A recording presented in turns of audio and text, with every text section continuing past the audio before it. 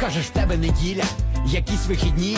Скажи це корові, скажи це свині, скажи це гусям і курям, і колорадським жукам, щоби не їли картоплю, бо в тебе Рамадан. Тут знаєш зовсім плювати, бо думки мігрень, попив тихенько роси і пішов в новий день, і закінчив роботу. Небо 6:00, а коли ситі і сплять жінка, діти й скотина, а ти сидиш десь на Кубі, попиваєш текілу, але біткоін не дає розслабити тілу, а ми заб'єм кабана. Тут 100 грам і свіжак, і після цього ти кажеш, що в нас щось не так.